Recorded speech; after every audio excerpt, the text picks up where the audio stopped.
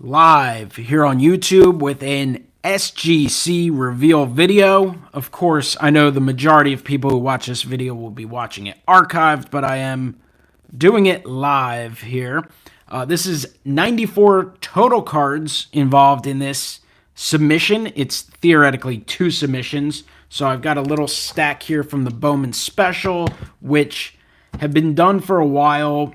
They offered to send them back. I just said hold them till the rest of the order was done. That was a 9-card order, the Bowman Special, and then I have 85 additional cards. So these were out a while. This is not my all-time favorite SGC submission. And then, of course, we have some big SGC news as well, so talk about that a little bit as well. So I appreciate everyone who joins it live and interacts via the comments, and then, of course, those who post comments after the video. Appreciate that as well. So this order was sent out in the beginning of January. I want to say probably January 3rd, I believe, is when it was submitted. It was received and logged at SGC around January 8th and just received back on February 29th. So not your typical SGC submission. Typically, they've been very good for me in terms of time. Like I said, the Bowman Special has been done for over a month. So that one, was held up a little bit. I know they got bombed with the Bowman Specials, the 2022 and 2023 $9 Bowman. And, obviously, you always send your cards out. You want them back as soon as possible, but you want it done right. I'm not someone who needs them back in a week, but, within a couple weeks is great. This one took a little bit. I had to contact them a few times, and, I understood because there was a lot of oddball, crazy stuff sent in this submission, so it was going to take some additional research, and then some bigger holders were required, which is a little more labor intensive and stuff. So when they're behind and you have that, I expected it to take a little bit. So I'm not upset in the least that it took longer. I just felt bad for others who were involved in this submission and would ask, and I'd have to let them know. And knowing that myself was one of the reasons it was pushed back a little bit. Myself and Michael Shane, definitely submitted some non-super standard stuff. So we'll get into the reveal shortly. Just real quick thoughts, and if anyone else has any thoughts, feel free to post in the comments. What's up, Big Scott 35 and Carlisle? Like others, I was surprised the other night when the news broke. I think it broke that Collectors was acquiring SGC. I want to say I saw it around 11:45, so right before midnight. Was that Wednesday night? I guess that was Wednesday night. And it was just that immediate, sort of like when the Fanatics is buying Topps thing. It's just like the initial shock, hoping it wasn't true, looking at it, making sure you're reading it right, that pit in your stomach, feeling bad, kind of feeling sick about it. And then, you give it a little time and you think about it more. It bothers you a little less, but to say the least, I'm definitely not thrilled about it. I know there's 2 ends of the spectrum right now. There's a lot of people who say the hobby's over and you can't grade anymore and all that, and it's the end of the world. And then you have, this is great for the hobby. And, I don't think it's the end of the world. And I certainly don't think it's great for the hobby. I don't know why anyone would have that thought. We'll see what happens. I don't think there's going to be a lot of changes anytime soon. The question is, how do things evolve in, say, 6 months, a year, 2 years, stuff like that. We'll see. There's definitely a lot of misinformation out there, too. A lot of people, just trying to get the clicks. PSA buys PSA didn't buy SGC. I know Brian Roth pointed out last night, and it is Collectors bought SGC, and Collectors owns, a bunch of companies, and there's, so far they've had golden auctions and stuff that they bought, and have pretty much left it alone, and then there'll be influences in other things. But we'll see. Obviously, the difference is SGC and PSA both basically do the same thing, you know, a little bit different. PSA does some different things that SGC doesn't. They both have positives and, you know, some negatives here and there as well. So we'll see how it develops. There's probably no reason to overact immediately, and there's a bunch of different ways it can go. So we'll just kind of have to see, but there's more opportunities for it to be a bad thing, in my opinion, which is why people are concerned and disappointed than there are to be a good thing. If it's completely untouched and it remains completely independent, yeah, it can be a good thing because you get some extra money behind it and you can advance technology and stuff. But the question is, if SGC doesn't perform as well, or over time they make the decision to do something different, like that's where they're very, very vulnerable, you know. Typically, you know, we'll just have to see. For me, the PSA experience has declined over the last 5 years, year by year, and I just at this point don't use them that much. I've used them a couple times in the last few years, and basically for PSA DNA, and even that I really haven't.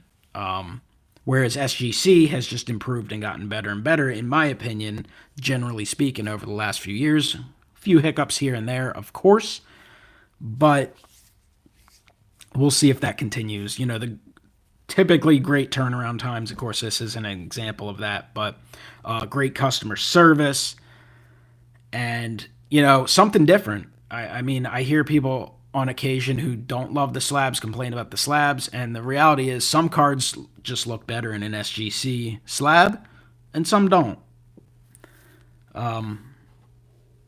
So again, can't really predict the future, but if the SGC brand goes away, that's not really good at all for collectors because that's one less choice. That's not good for collectors who have SGC slabs in their collection. Sure, those cards will always be there, and I think certain vintage cards will be fine, but there will be a loss in value long term for I think modern stuff. If that holder is no longer in circulation and being used. I mean, how often do people go out and buy slabs of from companies that are no longer in business? It loses its luster a little bit, typically. So, I mean, we'll see. Like I said, I hope they continue and just improve and continue the two brands. I think it's necessary to have multiple brands, so we'll see. I don't know what the future is at Beckett. They do a great job, in my opinion, generally speaking, with autograph authentication, but horrendous with card grading, and they have literally declined, and they just give that feeling like they don't care. So I don't know how many people are still using them. And CGC, they do a really good job, and they have awesome slabs. The market just has not, for sports-wise, it just hasn't trended in their direction. People are using them for personal subs or collection stuff, but no one's using them to resell and no one's buying them. And you do need value. You need the mindset of value for people to put money into them for their collection. And that's just not there at this point. So while they are an option to get cards graded and such, they're not a great option for higher end collectibles. And honestly, they hopefully will advance a little bit and maybe start having some larger holders so there's options to get bigger cards and stuff done. But we'll see. Those are just some typical thoughts. What's up, Joel? Now let's get on to the reveal. If you're watching this archived, you had the opportunity to skip ahead. If not, you had to listen to me provide some initial thoughts right now. So let's get into the reveal. All right, we'll start it off with a single card. This one was from Nina. It is a gift. It is a 1952 Bowman Billy Pierce in an SGC3. Of course it's an SGC3 because it's an SGC reveal, but a beautiful 1952 Bowman. Actually looks really good. Only got a 3, but that's a nice looking 3. Billy Pierce of the Chicago White Sox. And then 2 cards for Nina going back to her for her collection are a 1949. Hopefully that focuses up a little bit there.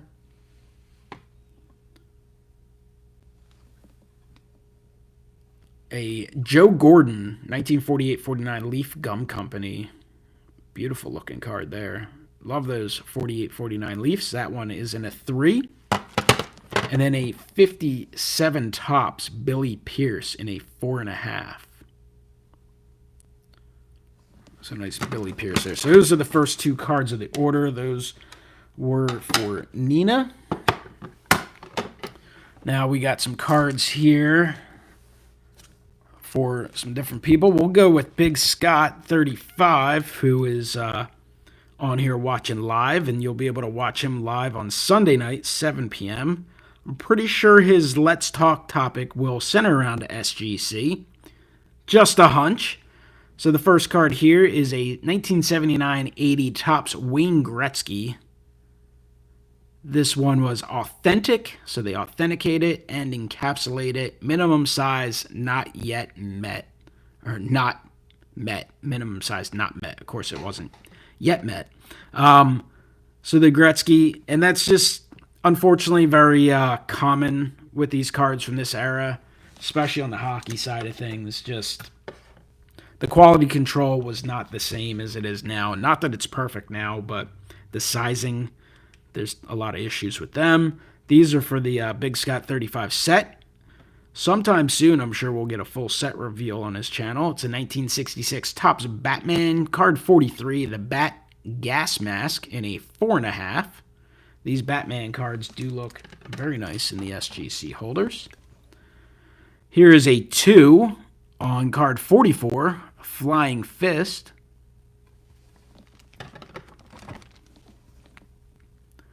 Card 45, Trapped for the Riddler. That was a 1. Got a 4 on card 39, To the Batcave.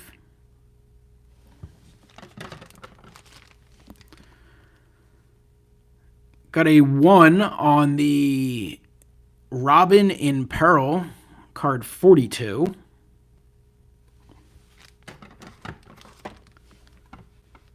Card 41, Time for a Rescue, was a 4. And then the final card for Scott is card number 40, Following the Clue. Following the Clue, Batman and Robin in a 4.5.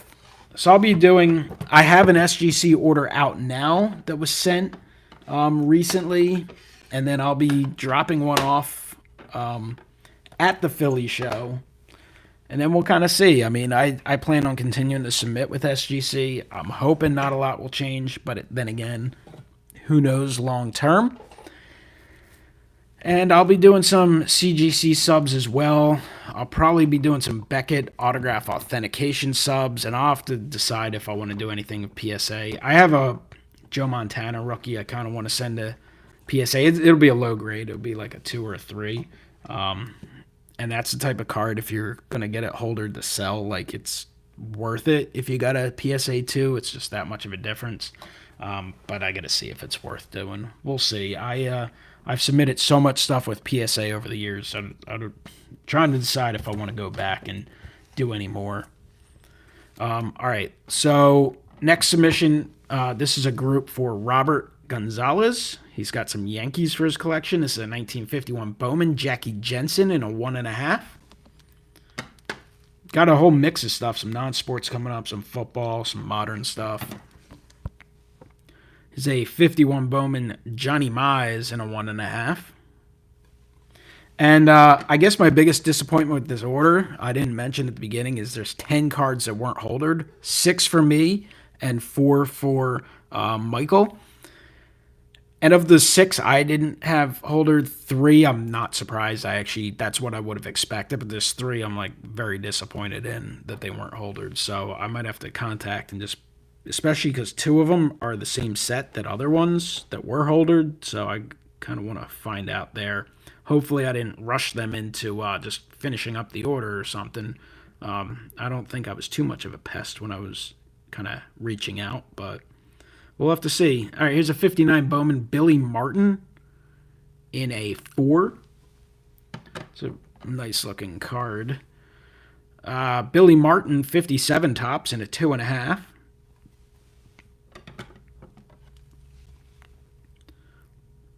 Bobby Richardson, fan favorite, 2.5 on the 57 tops. Just a great looking card.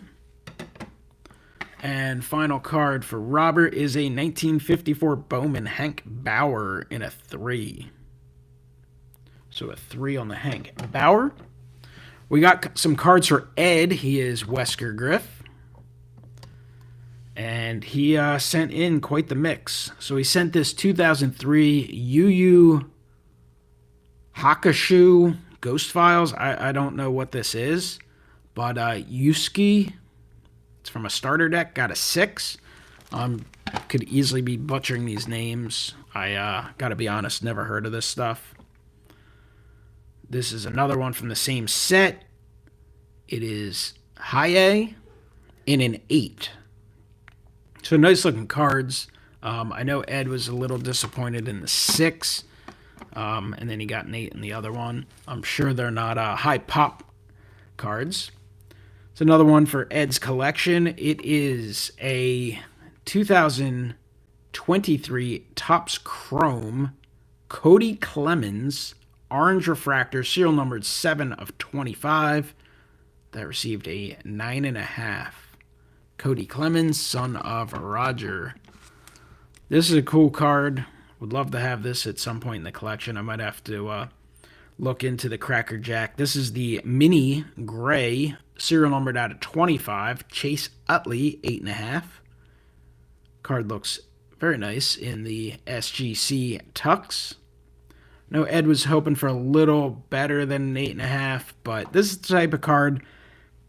I mean, sure, a 10 would get a little bit of a premium, but I mean, Chase Utley is so popular. He's not widely popular in the hobby where every person's talking about Chase Utley, but follow his stuff. It is not cheap.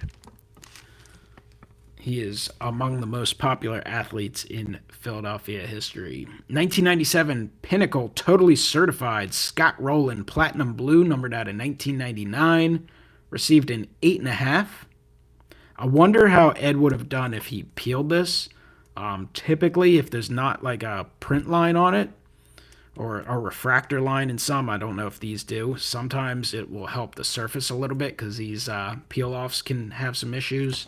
But I didn't look over the card before sending, so I don't know what maybe issues it had. But I think Ed's just happy to have it holdered up. I know this was a gift from a member of the community at some point. So cool Scott Rowland there in an 8.5.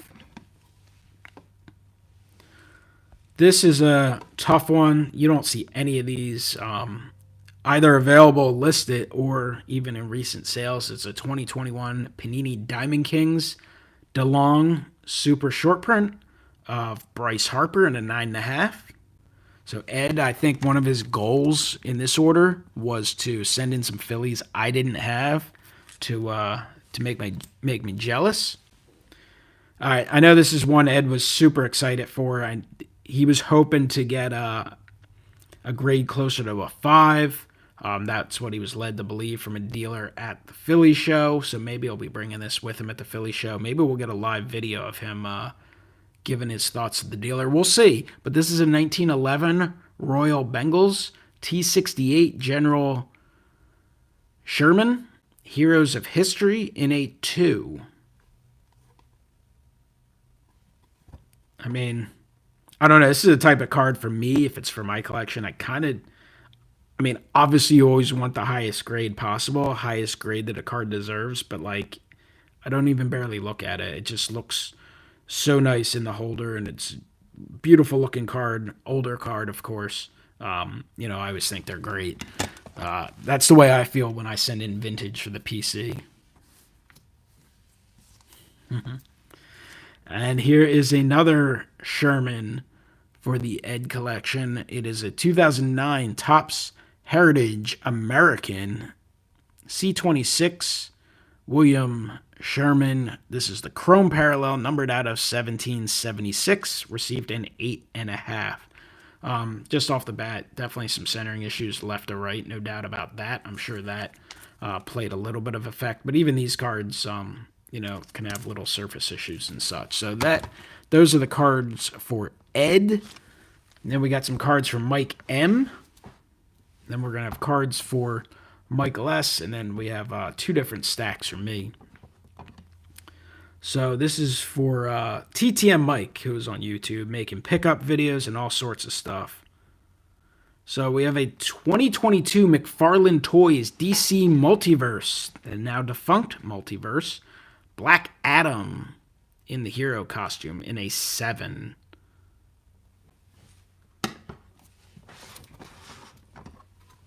We've got a 2019 Top Star Wars Living. These are always great looking cards. Another example of a set that just looks great in the SGC holder. That received a Gem Mint 10. Here we go. Here's Ed. I know a lot of Ed's friends, his friends in the hobby, are still trying to talk him off the ledge. So hopefully Ed's doing okay. I don't think he slept in 2 days. All right, 2023 Panini Certified.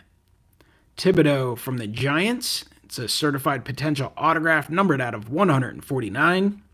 Received a mint 9 on the card, a 10 on the auto. This is a classic card, one of the all-time great Topps Now cards, a lot of people's favorite. It's a 2023 Topps Now World Baseball Classic. Shohei Ohtani, of course, striking out Mike Trout as the Team Japan won the World Baseball Classic. Received a 9.5. This is a pretty popular card. I think the just raw versions, I still have a few left, and I think I've gotten about $25 for the last couple. Never sent any in for grading. Topps Now's usually not too bad. The living set's pretty tough. I looked at my Satchel Pages because I wanted to send one in for the collection, and I figured they'd all be 9s because they were pretty clean cut, but the centering just wasn't great. So, top loader will do. 2021 Panini Prism, Leonard Robinson, penmanship, 7 on the card, 10 on the auto. So, some issue with the card.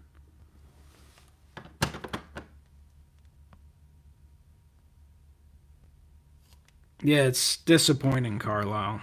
I mean, I've been pretty lucky with the Phillies ones. I'd still get one of every Phillies one slabbed. The only card I need for the Phillies is Ryan Howard. I just forgot to order it.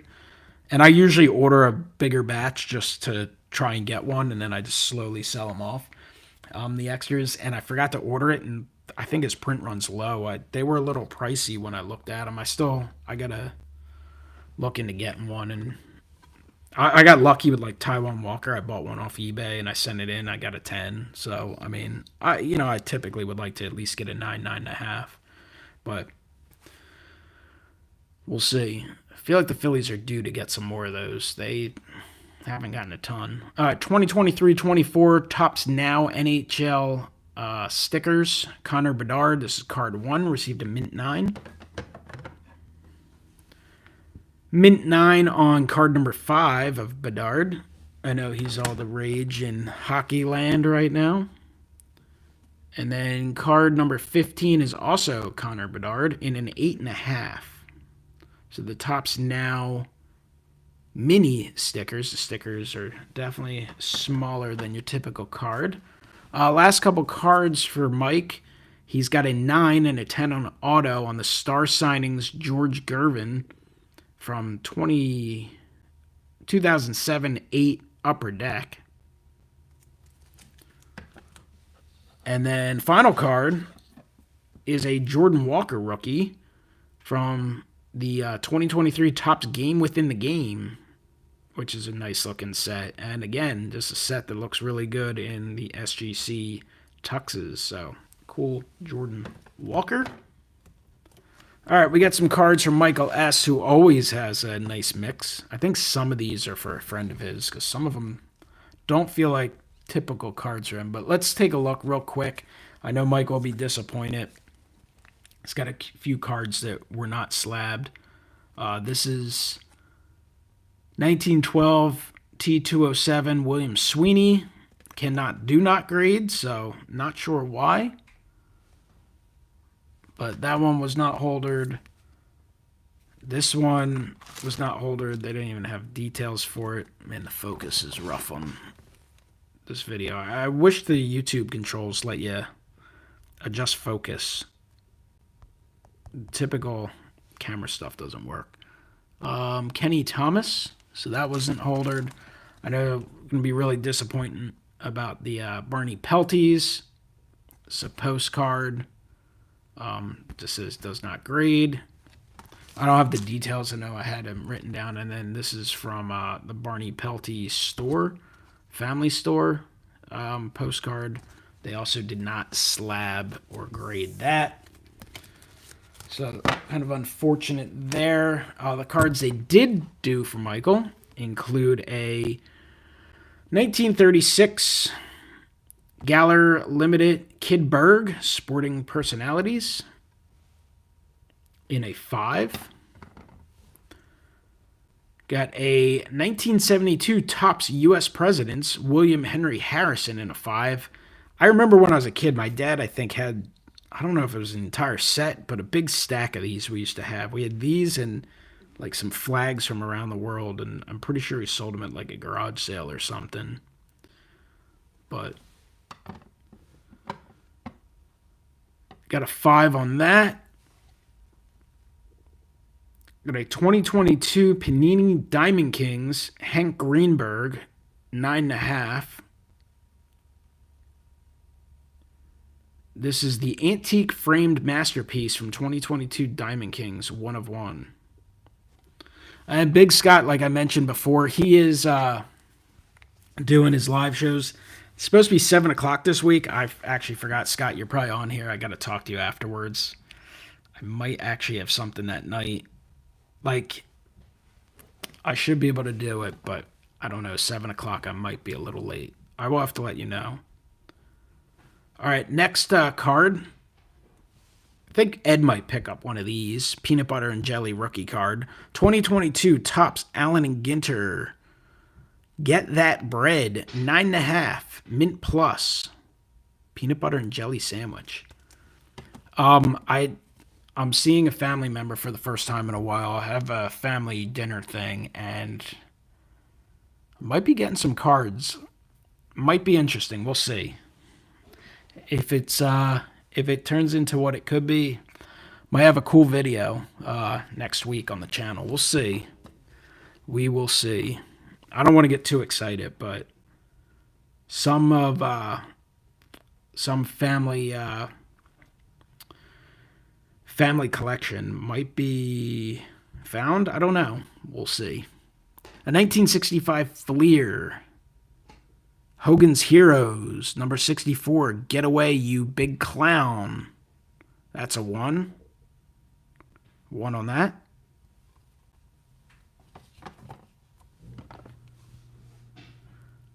We've got a 2022 Topps Allen and Ginter National Park set. This is Hawaii Volcanoes.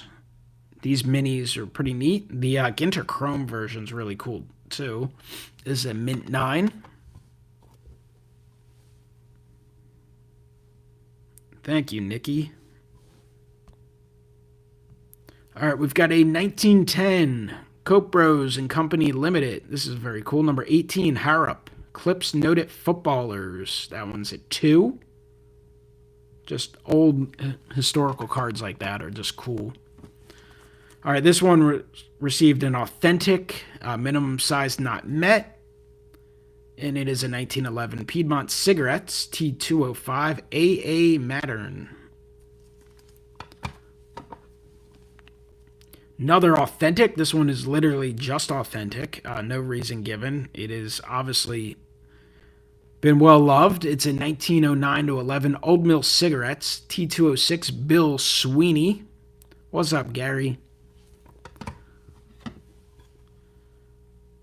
1911 Piedmont Cigarettes. T205 Fred Beck received a 1.5.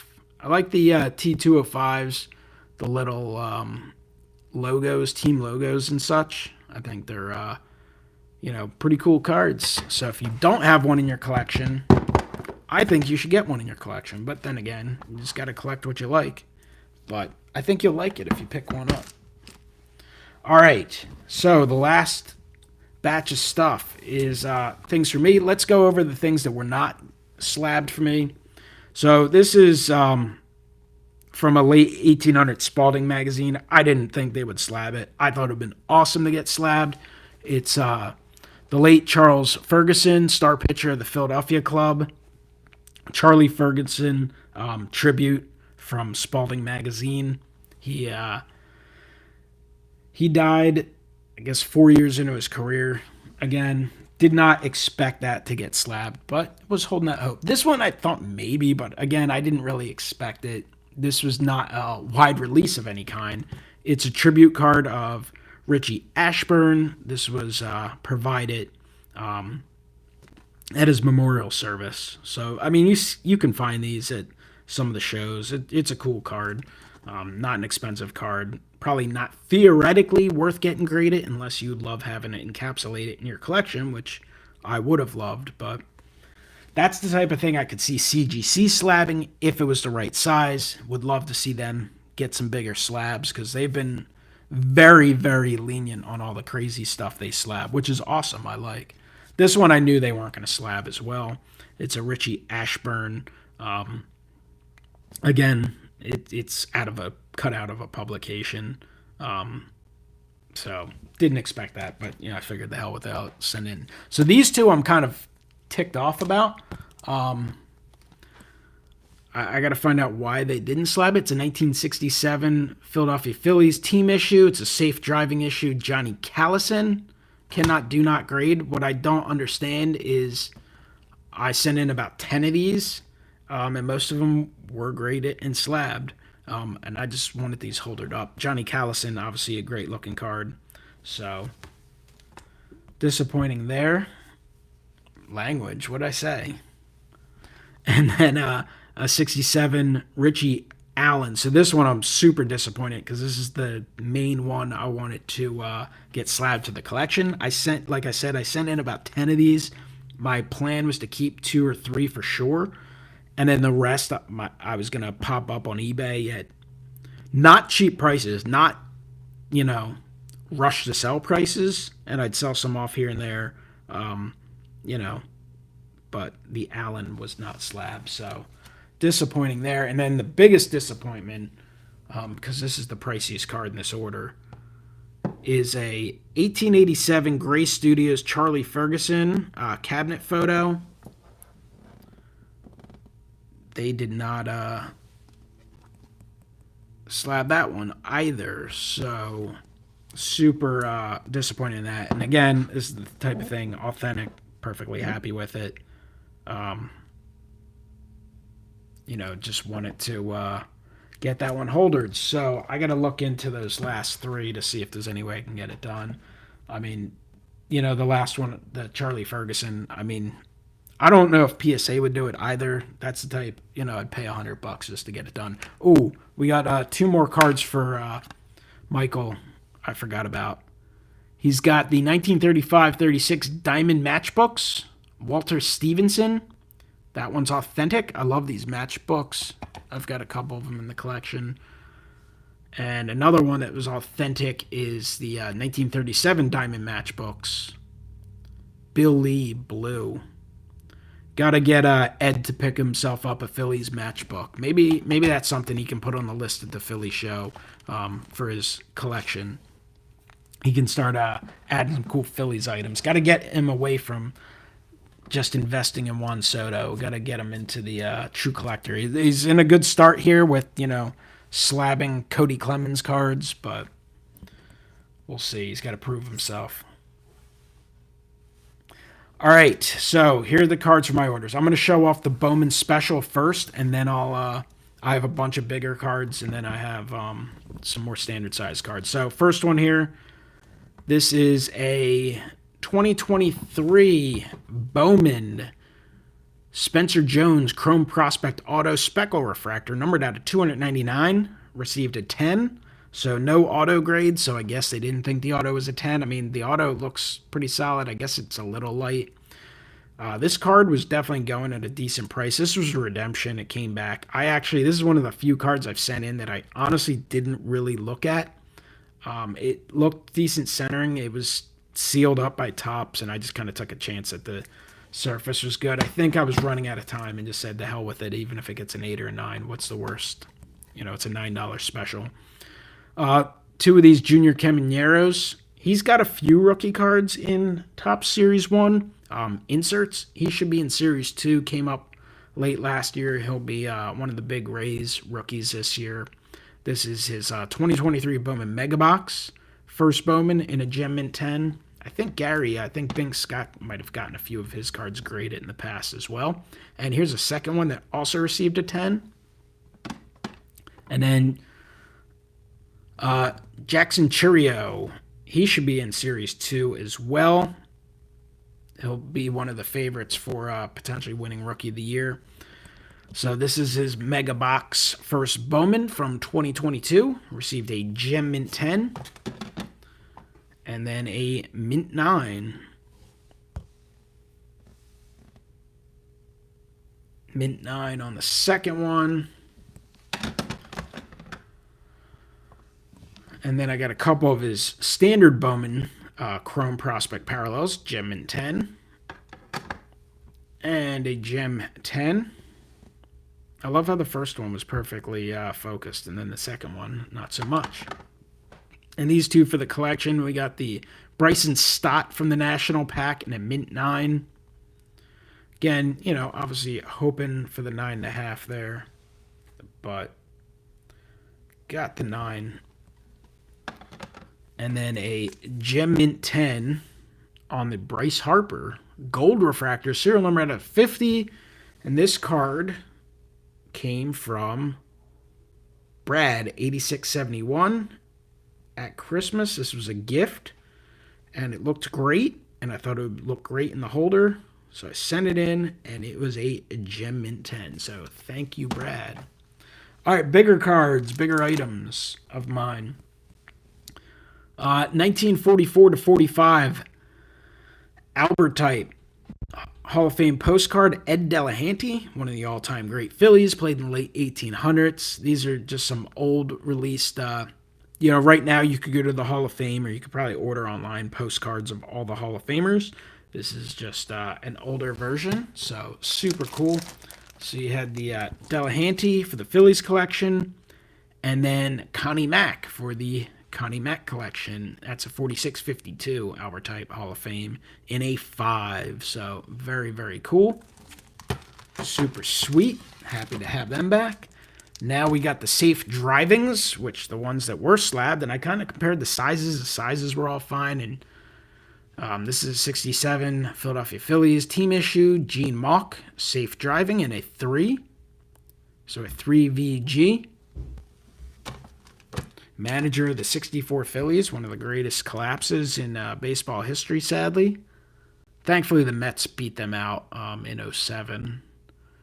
So here's a Bill White in a 4. Cool one there. Bill White just missed the Hall of Fame this past Veterans Committee. Here's a Dick Groat in a 5. Larry Jackson in a 5. You can see the back.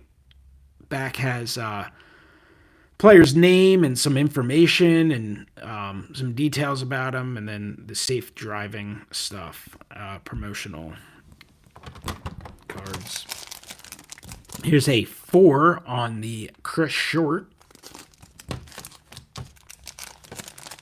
We got Cookie Rojas, who played all over the diamond, in a 7.5, so really strong grade on that one. This is not an easy. You can't just typically pop on like eBay and buy these cards. You'll see them from time to time, but they're not very easy to find. This is a Clay Dalrymple in a 5. So I love releases like this. Tony Gonzalez in a 7, former Philly, and same namesake as the best tight end in Chiefs history. Oh, we got actually a couple more from Michael S. I forgot to show off some of his bigger cards in terms of size. This is a 1930s BF UNC felt. Hank Greenberg received an authentic. I'm pretty sure the felts are always authentic. And then he also has the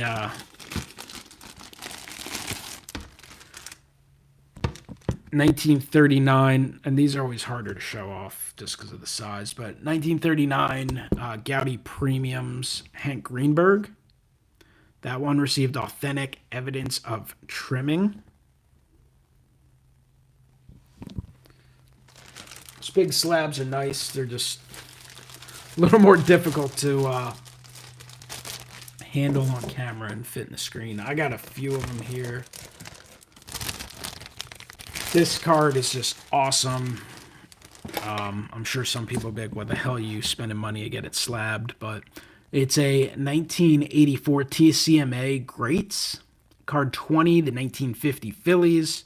One of the all-time great Phillies teams, the Whiz Kids, won the pennant. Second time in franchise history they won the pennant. Of course, it was harder to do back in the day, at least make the postseason was.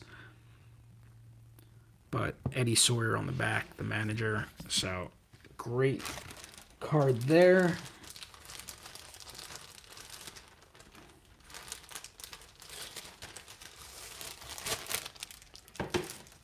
And then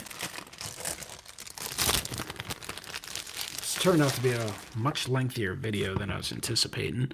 A 1978 Dover. Great baseball players of the past. And that is Grover Alexander in a 6.5. Again, not an expensive card, kind of an oddball. If you can find it, hard to get in great shape because it's bigger and such. But an awesome image, and that's a way you can collect. Like, you can collect some of these old greats. You know, would I love to have playing days? Of course. Do I typically want to go out and spend, $1,000, $2,000? Can you all the time? No, but you can get something like this. So that's a super cool item there.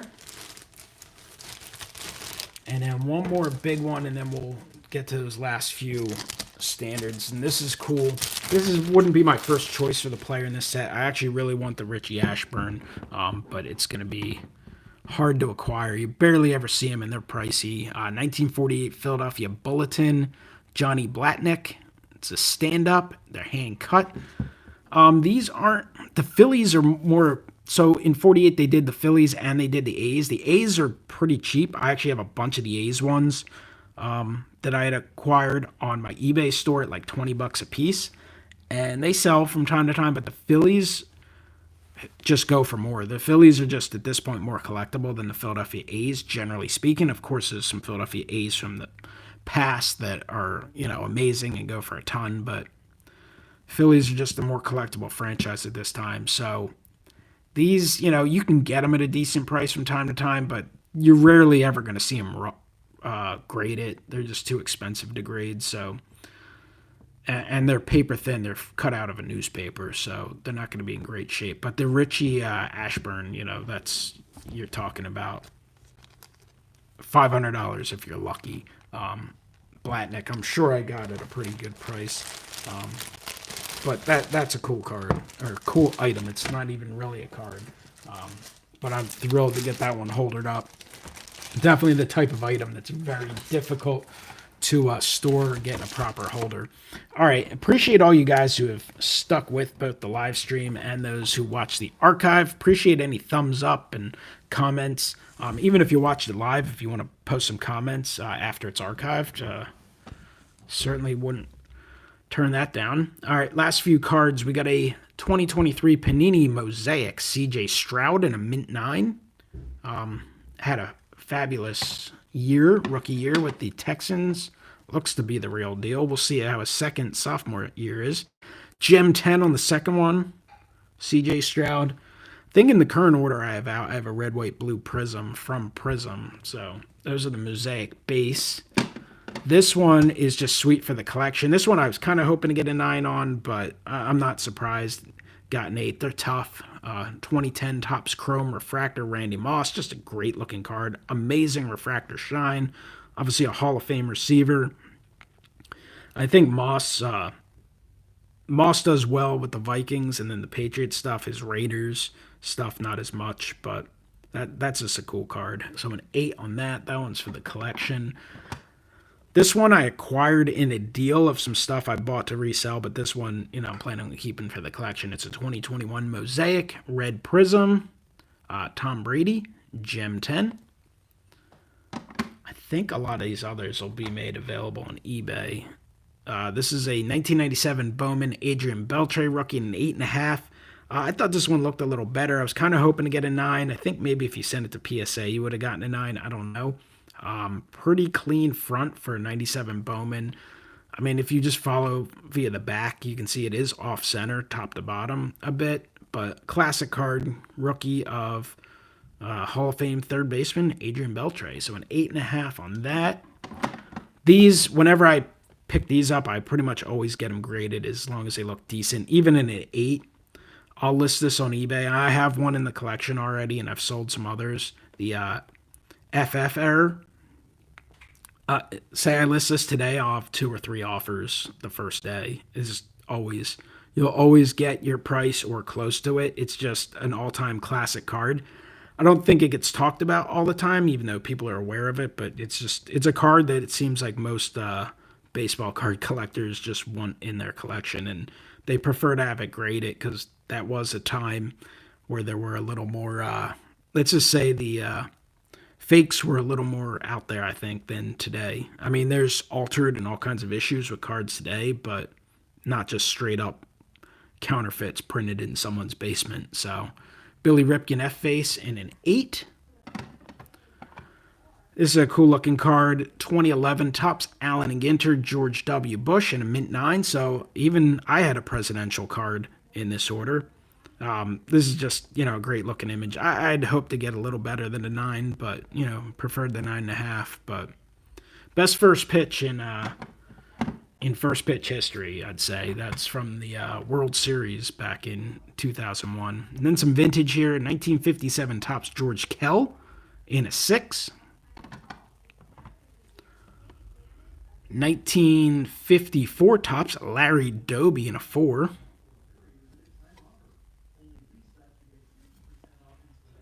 Nice looking Doby.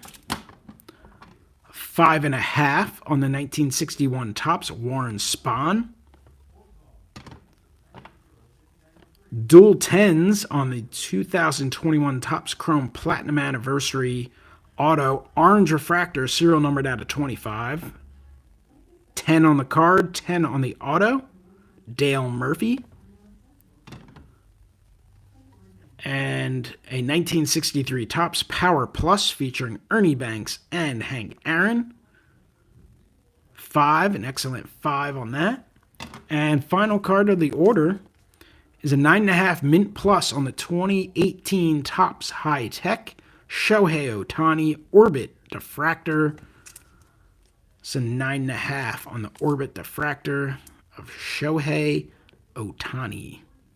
So, really cool rookie there. He used to have so many of his high-tech rookies. Probably sold a pile of them in the old live sales for $2-3 a piece, and I'm sure they're like $25 to $50 now. So that is it for the SGC reveal. Provided some thoughts, showed off some cards, all kinds of cards from different eras, wide releases, tough releases. Hopefully you guys enjoyed.